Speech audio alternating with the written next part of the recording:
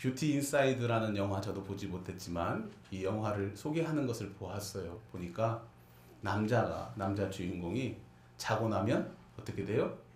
전에 알고요. 네, 바뀌어요. 오늘은 뚱뚱하고 못생겼다. 내일은 잘생기고 멋있는 남자로 바뀌었다. 여자로 바뀌었다. 이렇게 바뀝니다. 야, 제가 그걸 보고 야, 사모님이 이렇게 바뀌면 어떨까?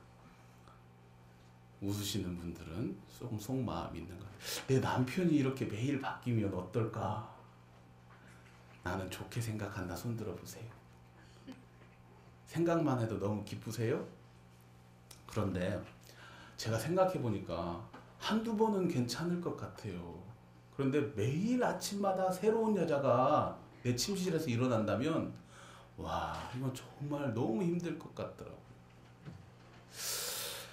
어쩌다 한 번씩 그런 일이 계속 하면은 괜찮을지만은 모르겠지만 계속해서 그런 일들이 반복된다면 어떤 것이 정상이고 어떤 것이 이상한 것인지를 구별할 수 없는 그러한 삶이 되지 않을까. 이제 각시 바뀌고 남편 바뀌는 건 생각하지 마세요. 거기에서 끝나야 합니다. 오늘 본문을 우리가 읽으면 우리가 13장 1절부터 14장 23절까지 쭉 읽는 과정에 우리가 먼저 읽었으면 좋았을 텐데 이상한 전쟁이 계속해서 벌어져요. 전쟁의 시작도 이상하고요. 전쟁의 과정도 이상하고요. 그 진행되는 모든 사람들도 이상하고 하는 행동들도 이상하고 모두가 이상한 것 천지입니다. 이스라엘과 블레셋과의 전쟁이 진행되는 내내 이상한 것으로만 계속 이야기가 진행되고 있어요. 왜 그럴까? 정상적이지 못하고 일반적이지 못하고 상식적이지 못한 전쟁의 모습이 왜 이렇게 계속해서 진행될 것인가? 이 이상한 전쟁, 결코 작은 분량이 아닌 거의 2장의 분량 동안 하나님께서 이 이상한 전쟁을 우리에게 이야기하시면서 도대체 우리에게 무엇을 말씀해주고 싶으신가? 오늘 그 말씀을 한번 저랑 여러분이 함께 찾아볼 수 있는 시간 되시기를 원합니다. 사울이 이스라엘을 다스린 지 벌써 2년이 지났어요. 2년이 지난 다음에 이제 어느 정도 좀 자리가 잡히니까 사울이 군대를 모집합니다. 오늘 본문의 2절에 보면 이스라엘 사람 몇 명이요? 3,000명을 택하여 라고 이렇게 2절에 기록되어 있어요. 사울이 아마도 자기의 왕권을 강화하기 위해서 군대를 모집했던 것으로 보입니다. 전쟁을 위한 모집은 아닌 것 같아요. 왜냐하면 택하여라는 앞에 원어에는 로라는 말이 붙어요. 그래서 그 로라는 의미는 나를 위하여라는 의미거든요. 그러니까 사울이 자신을 위하여 군대를 모았어요. 3,000명을. 그리고 난 다음에 어떻게 했냐?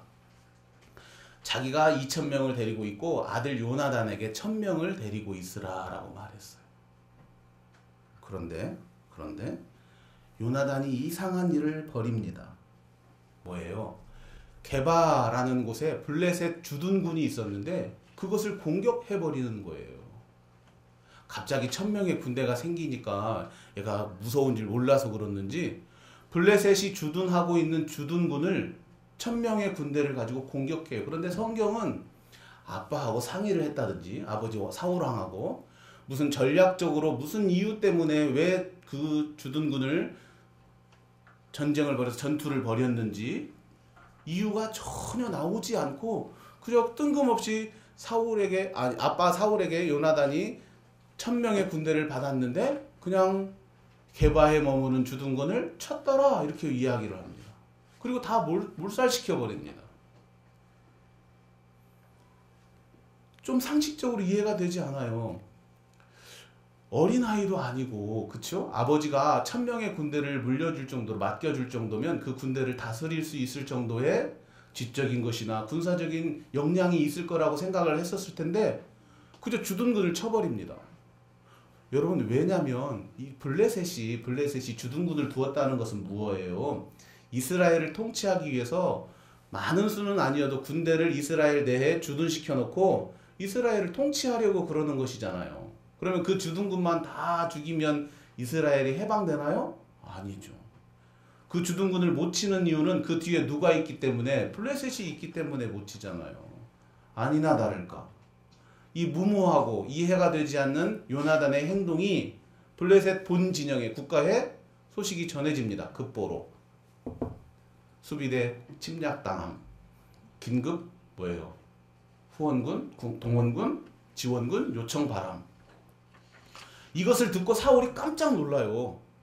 여러분이 사울이라도 놀라지 않겠어요? 깜짝 놀라서 무슨 일을 하냐면 이스라엘 전체에 동원령을 내립니다. 야, 빨리 모여. 큰일 났다. 아버지 사울이 이렇게 깜짝 놀랄 정도면 요나단이 정상적으로 일을 벌이지 않았다는 증거잖아요. 아버지가 놀라서 이스라엘 사람들 싹 모이라고요. 왜? 야, 요나단이 블레셋 주둔군을 쳤어. 그러니까 이스라엘 사람들이 우 몰려들어 버립니다.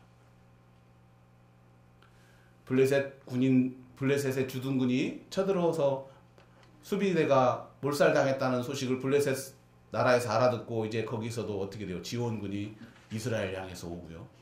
이스라엘도 사울이 위기를 느껴서 이스라엘 백성들을 다 모집해서 전쟁을 벌이려고 다 맞닥뜨렸습니다. 이제 전쟁이 이루어질 순간이죠.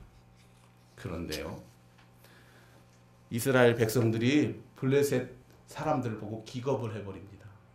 왜요? 13장 5절에 보면 뭐가 냐면 그들이 모여있는 수가 뭐라고 했어요? 해변에 모래 같다.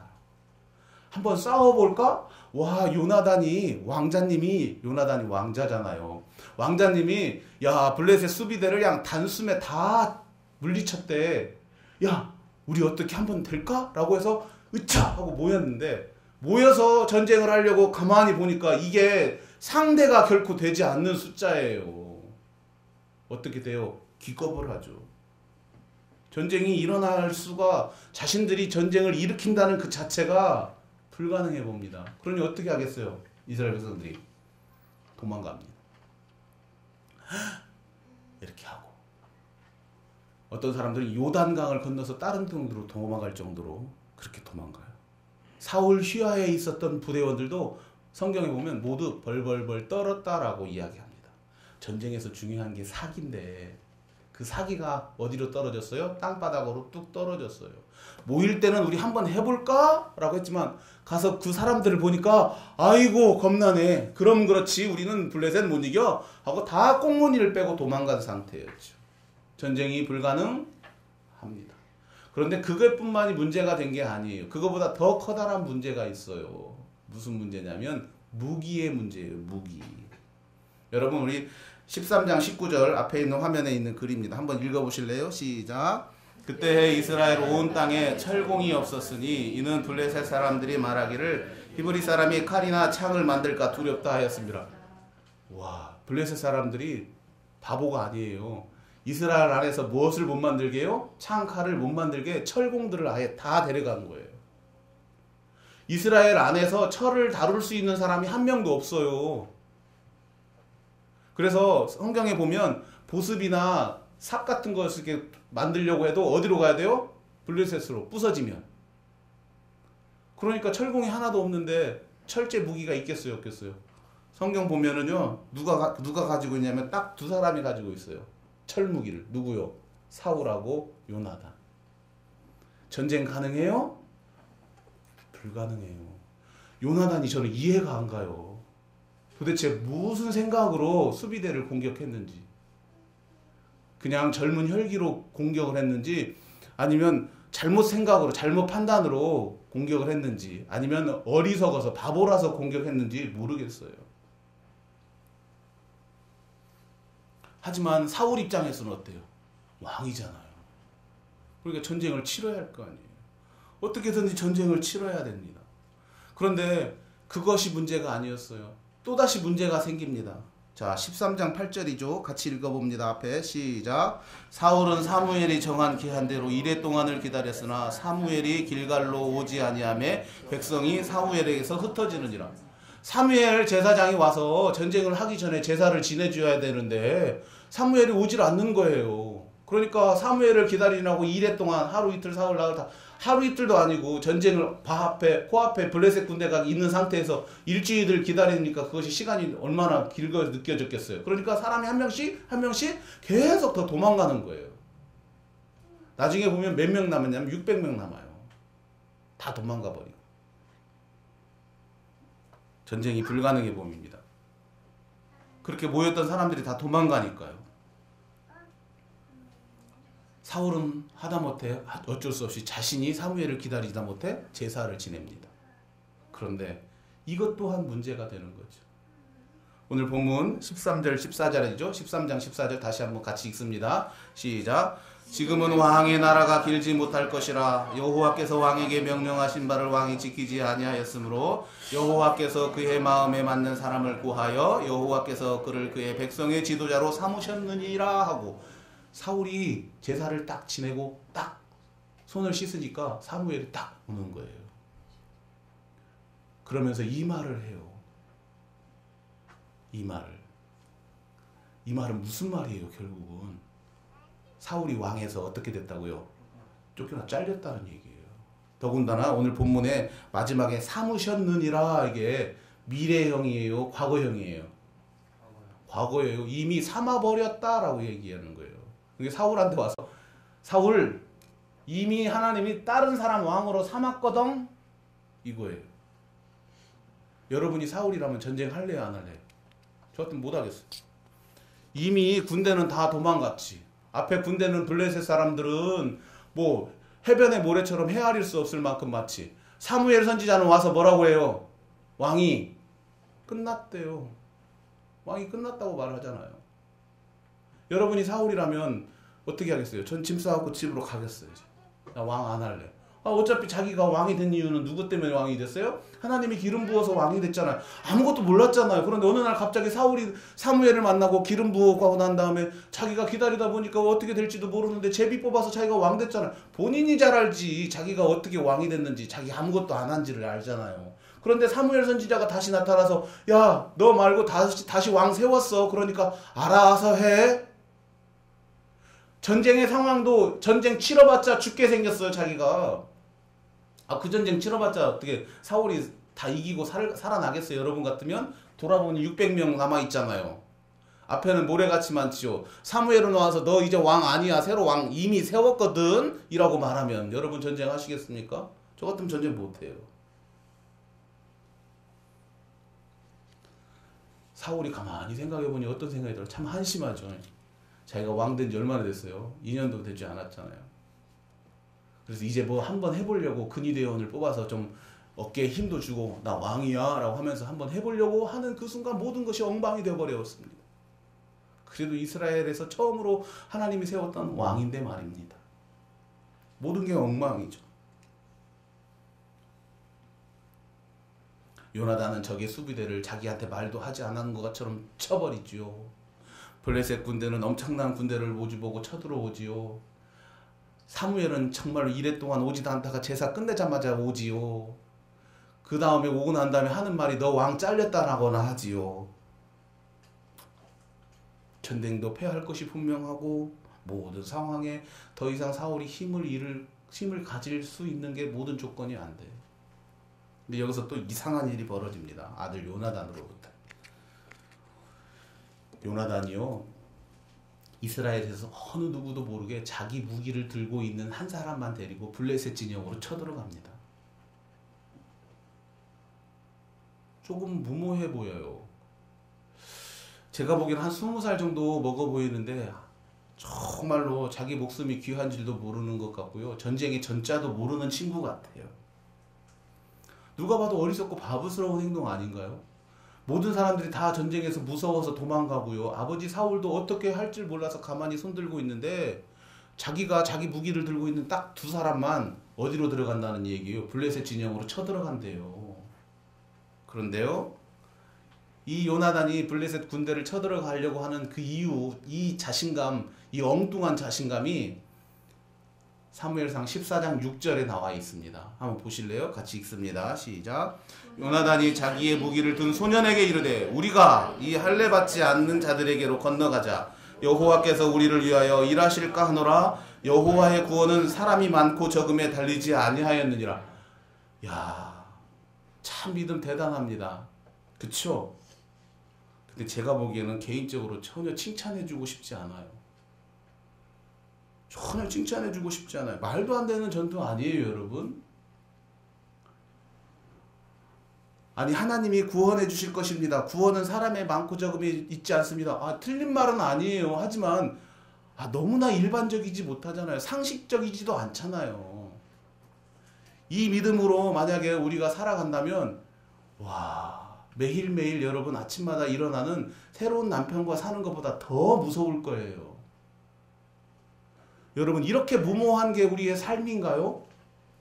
이렇게 무모하게 여러분 살아보셨어요, 혹시?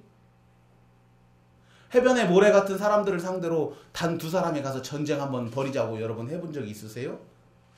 그런 사람들에게 여러분 믿음이 좋다라고 칭찬해주고 싶으십니까?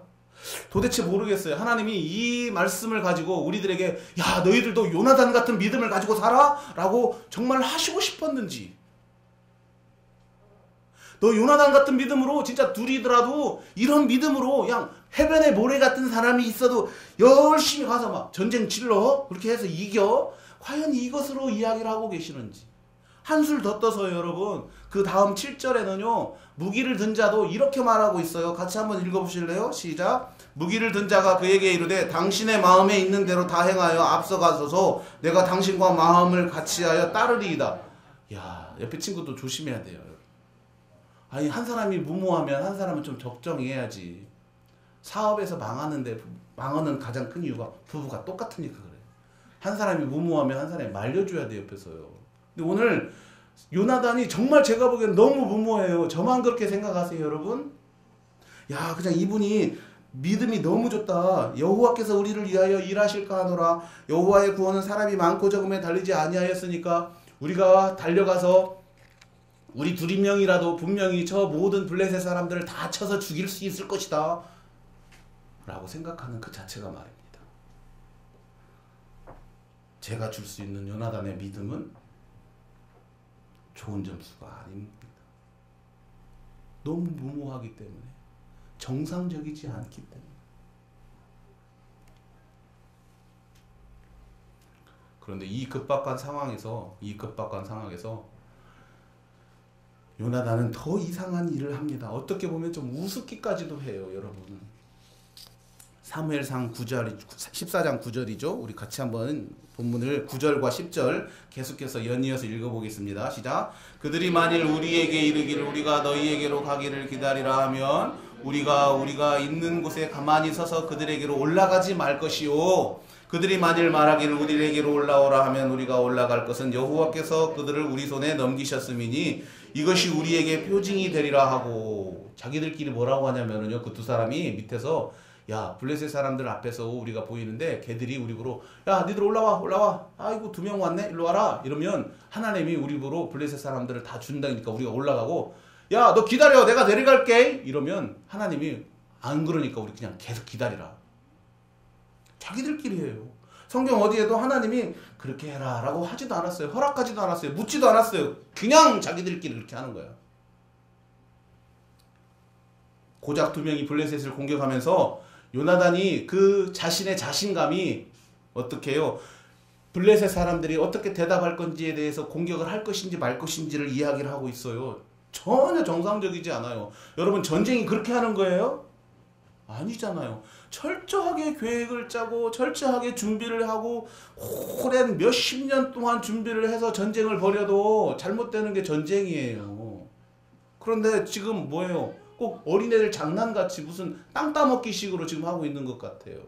왜 이렇게 이상하고 무모한 전쟁을 계속해서 벌이며 하나님은 그것을 계속해서 지켜보고 그렇게 가는 이들을 따라갈까요? 블레셋 군인들이 요나단 보러 올라오래요. 그러니까 와우, 하나님의 뜻이 정해졌구나, 표징이구나 라고 하면서 올라갑니다. 그러면서 올라가서 군인도 본진이 있고 뭐 앞에 수비대가 있고 전진군이 있을 거 아니에요. 오늘 본문 보면 반자절 갈이 땅 넓이래요. 그래서 제가 계산해 보니까 소 2마리로 이렇게 반나절 동안 갈 수 있는 땅의 넓이. 이스라엘은 그렇게 땅의 넓이를 이야기를 한대요. 그러니까 우리는 1평, 2평 뭐 이렇게 이야기하는데 이스라엘은 소 2마리로 반나절 갈 땅의 넓이를 살래 안 살래? 뭐 이렇게 얘기해요. 야, 하루 만에 땅을 갈 수 있는 땅을 살래? 뭐 이게. 그래서 보니까 땅 넓이가 한 600평 정도 되는 것 같아요. 그러니까 요나단의 무기를 든 사람이 올라가서 600평 넓이 있죠. 그러면은 뭐 이 공원하고 이만큼 넓이겠죠. 거기에 주둔하는 수비군들을 막 쳐서 칼로 죽인 거예요. 몇 명을 죽여요? 20명 정도 죽여요. 그런데 여러분, 이 20명 죽이고 아주 이상한 일이 벌어집니다. 또 뭐예요? 이 20명을 죽이니까 해변에 모래 같았던 블레셋 진영 전체가 떨어요. 그들이 두려워서 떨고 있어요. 지진도 일어났지만 오늘 본문에 보면 참 이상해.